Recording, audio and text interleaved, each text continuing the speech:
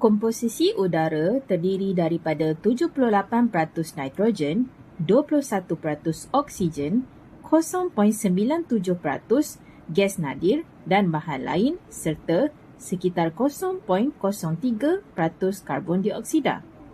Dalam video ini, kita akan membincangkan mengenai kitar karbon dan kitar oksigen yang sudah tentu akan melibatkan oksigen dalam atmosfera serta karbon dioksida di atmosfera.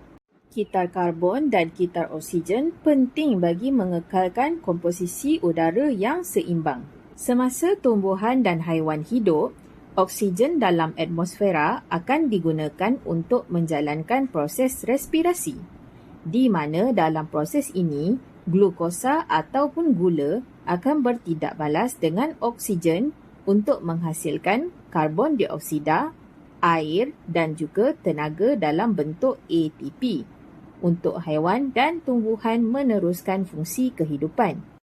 Jika anda lihat di sini, karbon dioksida merupakan antara produk respirasi dan ini bermakna haiwan dan tumbuhan membebaskan karbon dioksida ke udara melalui proses respirasi sewaktu mereka hidup. Bukan itu sahaja, tumbuhan menyimpan karbon dalam bentuk seperti glukosa.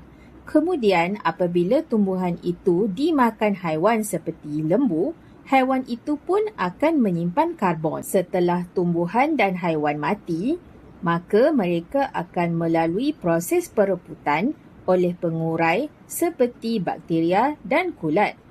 Kebanyakan daripada bakteria dan kulat ini adalah pengurai aerobik, yang bermaksud mereka memerlukan dan menggunakan oksigen. Proses perebutan haiwan dan tumbuhan mati pula membebaskan karbon dioksida ke atmosfera. Ada satu lagi proses yang dijalankan tumbuhan untuk menyeimbangkan kitar karbon dan kitar oksigen yang kita kenali sebagai fotosintesis. Di mana dalam fotosintesis, tumbuhan menggunakan karbon dioksida, air dan juga tenaga cahaya untuk menghasilkan glukosa ataupun kanji serta membebaskan oksigen sebagai produk sampingan, di mana oksigen ini akan dibebaskan semula ke atmosfera untuk menyeimbangkan kitar oksigen.